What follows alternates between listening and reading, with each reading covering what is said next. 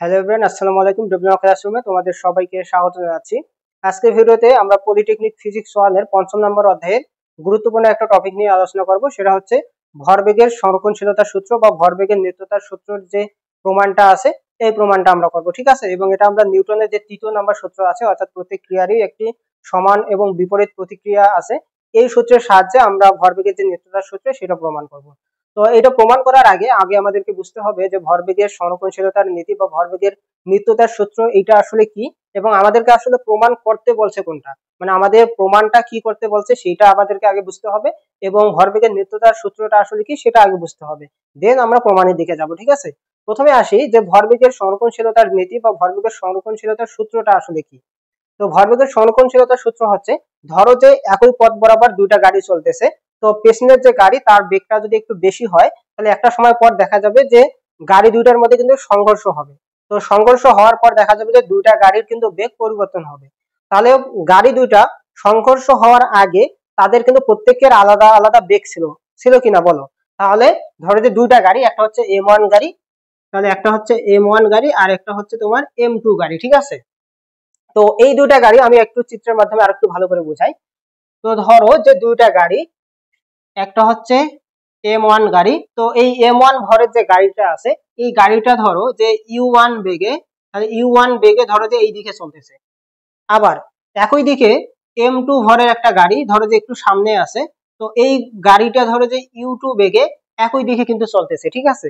তার মানে দুইটা গাড়ির দিক দেখো যে একই দিকে, অর্থাৎ একই সরলরেখা বরাবর দুইটা গাড়ি কিন্তু চলতেছে। এখন এই দুইটা গাড়ি যে চলতেছে, যদি এদের বেগটা যদি কম বেশি থাকে, ধরো যে U1 মানে পূর্বে যে গাড়িটা আছে এই গাড়ির বেগটা ধরো যে বেশি, তো যদি বেগটা বেশি হয় তাহলে একটা সময় পর দেখা যাবে যে দুইটা গাড়ির মধ্যে কিন্তু সংঘর্ষ হবে, কারণ এই একটু স্লো চলতেছে একটু জোরে চলতেছে। ফলে কিছুটা সময় যাওয়ার পর দেখা যাবে যে এই গাড়ি এই গাড়িকে কিন্তু ধাক্কা দেবে, তার মানে দুইটা গাড়ির মধ্যে কি হবে, সংঘর্ষ হবে। তাহলে এখন যে অবস্থায় আছে এটা হচ্ছে সংঘর্ষের পূর্বে, তাহলে এটা কোথায় বলতো, এটা হচ্ছে সংঘর্ষের পূর্বে। তাহলে সংঘর্ষের পূর্বে। এরপর দেখো যে একটা সময় পর তাদের মধ্যে কি হবে, সংঘর্ষ কিন্তু হবে। তাহলে একটা সময় পর তাদের মধ্যে কি হবে, সংঘর্ষ হবে। তাহলে এটা হচ্ছে M1 ভরের গাড়ি আর এটা হচ্ছে কি M2 ভরের গাড়ি, তাহলে দুইটার মধ্যে কি হবে, সংঘর্ষ হবে। তো যখন সংঘর্ষ হবে তাহলে এটা কি সংঘর্ষের সময়, তাহলে এটা হচ্ছে সংঘর্ষের সময়। তো যখন সংঘর্ষ হবে তখন দেখো যে M1 ভরের যে গাড়িটা আছে সেটা কিন্তু একটা বল প্রয়োগ করবে M2 গাড়ির উপর, তাহলে M2 গাড়ি দেখে M1 ভরের বস্তুটা কি করবে, F1 বল কিন্তু প্রয়োগ করবে। তো যখন এই M1 ভরের গাড়িটা এই বস্তুর এই গাড়িকে বল প্রয়োগ করবে, তখন ঠিক সেম ভাবে কি করবে, M2 ভরের গাড়িটাও কিন্তু বিপরীত দিকে একটা বল প্রয়োগ করবে, সমান এবং কি বিপরীত প্রতিক্রিয়া বল কিন্তু প্রয়োগ করবে। তার মানে M2 ভরের গাড়ি এই দিকে একটা বল প্রয়োগ করবে এই গাড়ির উপর, সেটা হচ্ছে কি F2। তাহলে এটা কি সংঘর্ষের সময় কিন্তু এইটা, ঠিক আছে। এরপর দেখো যে সংঘর্ষের পরে কি হবে, সংঘর্ষের পরে দুইটা গাড়ি তো আবার আলাদা হবে, তাই না। যখন আলাদা হবে তখন কিন্তু তাদের বেগের পরিবর্তন হবে, মানে আগে ধরো যে M1 গাড়ির বেগ ছিল U1, পরবর্তীতে কিন্তু সেটা আর থাকবে না, সেটা কিন্তু পরিবর্তন হবে, ঠিক আছে। তো তখন দেখা যাবে যে M1 ভরের যে গাড়ি এর বেগ ধরো হইলো V1, আর M2 ভরের যে গাড়ি এর বেগ ধরো যে হইলো কি V2, এবং তারা আবার কি একই দিকে চলতেছে, ঠিক আছে। তো এটা হচ্ছে কি সংঘর্ষের পরে, তাহলে এটা হচ্ছে সংঘর্ষের পরে, এটা হচ্ছে সংঘর্ষের পরে অবস্থা, ঠিক আছে। তো এখন কথা হচ্ছে যে আমাদেরকে প্রমাণ কি করতে বলছে, আমাদেরকে বলছে যে ভরবেগের নিত্যতার সূত্রটা প্রমাণ করো, বা ভরবেগের সংরক্ষণশীলতার যে সূত্র সেটা প্রমাণ করো। তো ভরবেগের সংরক্ষণশীলতার সূত্র বলতে কি বোঝায়, বলতে বোঝায় যে সংঘর্ষের পূর্বে সম্মিলিত যে ভরবেগটা থাকবে এবং সংঘর্ষের পরে যে সম্মিলিত ভরবেগ থাকবে এইটার কোনো পরিবর্তন হবে না, অর্থাৎ ওইটা একই থাকবে। তাহলে সংঘর্ষের পূর্বে সম্মিলিত ভরবেগ যত হবে সংঘর্ষের পরেও সম্মিলিত ভরবেগ একই হবে। এখন কথা হচ্ছে সম্মিলিত ভরবেগ বলতে আসলে কি বোঝায়, সম্মিলিত ভরবেগ বলতে বোঝায় যে দুইটা যে গাড়ি আছে দুইটা গাড়ির ভরবেগের যোগফল, ঠিক আছে। তাহলে সংঘর্ষের পূর্বে দেখো যে M1 ভরের গাড়ির একটা ভরবেগ ছিল, আবার M2 ভরের গাড়িরও কিন্তু একটা কি ছিল, ভরবেগ ছিল। তাহলে সংঘর্ষের পূর্বে দেখো যে প্রথম গাড়ির ভরবেগ ছিল হচ্ছে M1U1, এবং দ্বিতীয় গাড়ির ভরবেগ ছিল হচ্ছে M2U2। তাহলে কি বলছে যে সংঘর্ষের পূর্বের সম্মিলিত ভরবেগ, তার মানে কি দুইটার যোগ করতে হবে। এটা কি, এটা হচ্ছে সংঘর্ষের পূর্বে, তাহলে এইটা হচ্ছে সংঘর্ষের পূর্বে সম্মিলিত ভরবেগ, তাহলে এটা হচ্ছে সংঘর্ষের পূর্বে সম্মিলিত ভরবেগ। এরপর কি বলছে, সংঘর্ষের পরে সম্মিলিত ভরবেগ। তাহলে সংঘর্ষের পরে প্রথম গাড়ির ভরবেগ হচ্ছে m1 v1, দ্বিতীয় গাড়ির ভরবেগ হচ্ছে m2 v2। তাহলে এদের কি সম্মিলিত, মানে কি এদের যোগফল। তাহলে এই যে মানটা, এটা কি সংঘর্ষের পরে, এটা হচ্ছে সংঘর্ষের পর সম্মিলিত ভরবেগ, সংঘর্ষের পর সম্মিলিত ভরবেগ। তাহলে সহনশীলতার নীতিতে কি বলছে, বলছে যে যদি বাইরের কোনো বল কাজ না করে, তাহলে এখানে কিন্তু একটা শর্ত আছে, শর্তটা হচ্ছে যে যদি এখানে বাইরের কোনো বল কাজ না করে, যেমন হইতে পারে ঘর্ষণ বল হইতে পারে, বা বাইরের আর কোনো কিছু বল থাকতে পারে, তো এখানে যদি বাইরের কোনো বল কাজ না করে, তো তখন এদের যে সংঘর্ষের পূর্বের সম্মিলিত ভরবেগ এবং সংঘর্ষের পরের সম্মিলিত ভরবেগ, এইটার কোনো পরিবর্তন হবে না, অর্থাৎ দুইটা একই থাকবে। তার মানে কি, এইটার সমান আমরা এইটা লিখতে পারি। তো আমাদেরকে এই যে সমীকরণটা, এই সমীকরণটাই আমাদেরকে প্রমাণ করে দেখাইতে হবে। তো আমরা কি করব, এই সমীকরণটাই প্রমাণ করে দেখাবো, এবং সেটা কার মাধ্যমে, সেটা নিউটনের যে তৃতীয় নাম্বার সূত্র আছে, এই তৃতীয় নাম্বার সূত্রের মাধ্যমে আমরা এটা প্রমাণ করব, ঠিক আছে। তো এখন দেখো যে আমরা এখানে যে চিত্রের মাধ্যমে যেগুলো দেখাইছি, এইগুলো আমরা একটু এখানে বাংলায় লিখে দেবো, ঠিক আছে। তাহলে আমরা এখানে লিখি যে মনে করি m1 ও m2 ভর বিশিষ্ট দুটি গাড়ি u1 ও u2 বেগ নিয়ে একই দিকে চলছে। তো যদি u1 এর বেগটা যদি বেশি হয়, u1 বেগটা যদি বেশি হয়, যদি u1 যদি u2 এর চেয়ে বেশি হয়,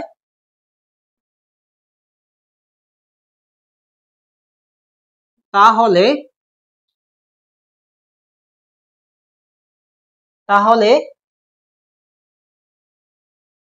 একটা সময় গাড়ি দুটির মধ্যে সংঘর্ষ হবে। এরপর আমরা লিখবো যে সংঘর্ষের পর গাড়ি দুটি যথাক্রমে v1 ও v2 বেগ নিয়ে একই দিকে চলে। তাহলে গাড়ি দুটি সংঘর্ষের পরে কি করবে, v1 এবং v2 বেগ নিয়ে একই দিকে চলবে, ঠিক আছে। এরপর দেখো যে m1 যে গাড়িটা আছে সেটা m2 এর উপর f1 বল প্রয়োগ করবে, এবং m2 যেটা আছে সেটা m1 এর উপর f2 বল প্রতিক্রিয়া বল প্রয়োগ করবে, ঠিক আছে। এবং m1 গাড়িটি m2 এর উপর f1 বল প্রয়োগ করে, এবং m2 গাড়িটি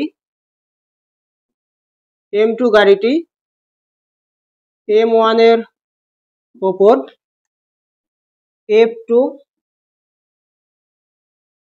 প্রতিক্রিয়া বল প্রয়োগ করে। তাহলে এখানে দেখো যে আমরা চিত্রের মাধ্যমে যা কিছু দেওয়া ছিল, চিত্রের মাধ্যমে আমরা যা কিছু বুঝাইছি সবকিছু কিন্তু আমরা এখানে লিখে দিছি। এখন নিউটনের তৃতীয় সূত্র অনুসারে কি হবে, নিউটনের তৃতীয় সূত্র অনুসারে হবে প্রয়োগকৃত বল এবং প্রতিক্রিয়া বল এই দুটো কি হবে, পরস্পর সমান হবে। এখন এখানে একটা বিষয় আছে যে আমরা যখন এইরকম ম্যাথ সলিউশন করব, তখন আমাদের যে কোনো একটা দিক প্লাস ধরতে হবে। তো আমরা যদি এই দিকে যাওয়াটাকে যদি প্লাস ধরি, তাহলে এই দিকেরটা কি হবে, মাইনাস হবে, অথবা আমরা যদি এই দিকেরটা প্লাস ধরি, তাহলে ওই দিকেরটা কি হবে, মাইনাস হবে, ঠিক আছে। তো এখন নিউটনের তৃতীয় সূত্র অনুসারে, অতএব নিউটনের তৃতীয় সূত্রানুসারে, মানে নিউটনের তৃতীয় সূত্র অনুসারে কি হবে, প্রত্যেকটা ক্রিয়ারই কি থাকে, সমান এবং বিপরীত প্রতিক্রিয়া থাকে। অর্থাৎ তুমি যতটুকু বল প্রয়োগ করবা, ওই বস্তুটা তোমাকেও ঠিক সেম পরিমাণ বল কিন্তু প্রয়োগ করবে। তার মানে M1 ভরের গাড়ি যতটুকু বল প্রয়োগ করছে M2 কিন্তু ঠিক ততটুকুই কিন্তু বল প্রয়োগ করছে। তাহলে আমরা কি লিখতে পারি? তাহলে আমরা লিখতে পারি F1 ইজ ইকুয়াল হচ্ছে কি F2, এইটা কিন্তু লিখতে পারি। বাট এইখানে একটা বিষয় আছে, বিষয়টা হচ্ছে আমি কিন্তু বলছি যে কোনো একটা দিক ধনাত্মক ধরতে হবে, তাহলে বিপরীত দিকটা কি হবে? ঋণাত্মক হবে। তো আমরা যদি সামনের দিকে ধনাত্মক ধরি তাহলে এই দিকে যে বলটা আসবে, মানে প্রতিক্রিয়া যে বলটা আসবে সেটা কি হবে? ডেফিনেটলি ঋণাত্মক হবে। তো এখানে আমাদের অবশ্যই F2 এর সামনে আমরা কি দেবো? একটা মাইনাস চিহ্ন দেবো। এখন তোমরা চাইলে ওই দিকটা মাইনাস ধরতে পারো, এই দিকটাও প্লাস ধরতে পারো। তো তখন কি হবে? তখন তোমার F2 টা প্লাস হবে, F1 টা মাইনাস হবে। তোমার ইচ্ছা, তুমি যে কোনো একটা দিক প্লাস ধরতে পারো, ঠিক আছে? আচ্ছা, এখন দেখো আমরা F সমান আমরা একটা সূত্র পড়ছিলাম। F সমান কি? F সমান হচ্ছে MA। তাহলে এখানে আমরা কি লিখতে পারি? F1 সমান আমরা লিখতে পারি M1 A1 is equal minus F2 সমান আমরা কি লিখতে পারি? M2 লিখতে পারি, A2 কিন্তু লিখতে পারি, ঠিক আছে? আচ্ছা, এখন এখানে যে সময়টা দেওয়া আছে, সময়টা ধরো যে t সময় পরে তাদের মধ্যে সংঘর্ষ হলো, তাহলে এখানে আমরা যে সময়টা দিছি তাহলে এটা আমরা দেব যে t সময় পর। তাহলে t সময় পর গাড়ি দুটির মধ্যে সংঘর্ষ হবে। তাহলে t সময় পর যদি তাদের সংঘর্ষ হয়, তো এখন এখানে একটা বিষয় লক্ষ্য করো যে এখানে কি আছে? a আছে, এখানেও কিন্তু a আছে। তো আমরা একটা সূত্র জানি যে a ইকুয়াল হচ্ছে v মাইনাস ইউ ডিভাইডেড হচ্ছে কি t। তো যেহেতু এখানে কি আছে? a1 আছে, তার মানে আমরা এখানে লিখতে পারি m1 ইনটু, তাহলে এখানে কি v1 মাইনাস হচ্ছে u1 ডিভাইডেড, এখন t এর মানটা তো দুইটার ক্ষেত্রে একই, তো এখানে t1 t2 দেওয়ার তো কোনো দরকার নাই, কারণ দুইটা গাড়ি কিন্তু t সময় পর গিয়ে সংঘর্ষ হয়েছে। তো এখানে আমরা এখানে কি দেবো? t দেবো, is equal minus m2 into, তাহলে এখানে কি হবে? v2 মাইনাস u2 হবে, আর নিচে ডিভাইডেড কি হবে? t হবে। তাহলে এখানে দেখো যে এটার নিচেও t আছে, এটার নিচেও t আছে, সো t এবং t কি হবে? কাটা যাবে। তো দুইটা কাটা যাওয়ার পরে এখানে দেখো যে কি থাকে? m1 টা এর সাথেও গুণ হবে, এর সাথেও গুণ হবে, তাহলে m1 v1 minus m1 u1 হবে, ইজ ইকুয়াল, তারপরে এই যে মাইনাস সহ কিন্তু গুণ হবে, তাহলে মাইনাস m2 v2, তারপর হচ্ছে মাইনাসে মাইনাসে হচ্ছে প্লাস, তারপর কি হবে? m2 u2 কিন্তু হবে। তাও এখন আমরা কি করবো? এখন আমরা একটু সাজিয়ে লাগবো। তো কিভাবে সাজিয়ে লাগবো? দেখো, আদি বেগ যেগুলো, আদি ভরবেগ যেগুলো সেদিকে একদিকে করবো, এবং সংঘর্ষের পরে যে ভরবেগ গুলো সেইদিকে একদিকে, সেইগুলো একদিকে করবো। তো এখানে আমরা কি করতে পারি? দেখো, এই যে মাইনাস m1 u1 ওইটা ওইদিকে নিয়ে যাবো, আর এই মাইনাস m2 v2 এটা এইদিকে নিয়ে আসবো। তাহলে এখানে কি হয়? m1 v1 এইটাকে যদি এইদিকে নিয়ে আসি তাহলে প্লাস হবে, তাহলে প্লাস হচ্ছে m2 v2 ইজ ইকুয়াল, এবার দেখো যে এই মাইনাসটাকে যদি ওইদিকে নিয়ে যায় তাহলে প্লাস কি হবে? m1 u1, আর এখানে কি ছিল? প্লাস ছিল হচ্ছে m2 u2। এখন একটু এখানে চিন্তা করো যে অতএব এটা কি হয়? m1 u1, অর্থাৎ এই যে m1 u1 প্লাস হচ্ছে m2 u2 is equal m1 v1 plus হচ্ছে m2 v2। তো এখন একটু এখানে চিন্তা করো তো যে এখানে এটা হচ্ছে প্রথম গাড়ির সংঘর্ষের আগের ভরবেগ, এটা হচ্ছে দ্বিতীয় গাড়ির সংঘর্ষের আগের ভরবেগ। তার মানে আমরা এখানে এই দুইটা মিলে কি লিখতে পারি? এই দুইটা মিলে লিখতে পারি হচ্ছে সংঘর্ষের পূর্বে সম্মিলিত ভরবেগ ইজ ইকুয়াল, তারপর এটা দেখো যে সংঘর্ষের পরে প্রথম গাড়ির ভরবেগ, এটা সংঘর্ষের পরে দ্বিতীয় গাড়ির ভরবেগ। তার মানে এটা, এই দুইটা যদি আমরা যোগ করি তাহলে এটা কি পাবো? সংঘর্ষের পর সম্মিলিত ভরবেগ। তাহলে এখানে দেখো যে সংঘর্ষের পূর্বের সম্মিলিত ভরবেগ এবং সংঘর্ষের পর সম্মিলিত ভরবেগ দুইটা কিন্তু সেম আছে, মানে কোনো পরিবর্তন হয় নাই। এটাই হচ্ছে মূলত ভরবেগের যে সংরক্ষণশীলতার নীতি বা ভরবেগের যে নিত্যতার সূত্র সেটা। তো এই সূত্রের সাহায্যে কিন্তু কতগুলা ম্যাথ আছে, তোমরা কিন্তু সেই ম্যাথগুলা খুব সহজেই সলভ করতে পারো। শুধুমাত্র এখানে একটু বিষয় লক্ষ্য রাখবে যে একদিকে যদি তোমরা প্লাস ধরো, বিপরীত দিকে যেটা আসবে সেটা মাইনাস। তো এইভাবে তোমরা তোমাদের যে ম্যাথগুলো আছে সেই ম্যাথগুলো কিন্তু সলভ করতে পারবা, এবং এইটা কিন্তু তোমাদের রচনামূলক প্রশ্নের মধ্যে আসে। তো তোমাদের রচনামূলক প্রশ্নের মধ্যে এই অধ্যায় থেকে তোমার F ইকুয়াল m এর যে প্রমাণ এটা একটা, আর একটা হচ্ছে ভরবেগের নিত্যতার সূত্রে যেটা, এটা, এই দুইটা প্রমাণের মধ্যে যে কোনো একটা তোমার রচনামূলক অথবা সংক্ষিপ্ত প্রশ্ন, এই দুইটার মধ্যে যে কোনো একটা অবশ্যই অবশ্যই আসবে। সো এই দুইটা প্রশ্ন কিন্তু খুবই ইম্পর্টেন্ট তোমাদের জন্য।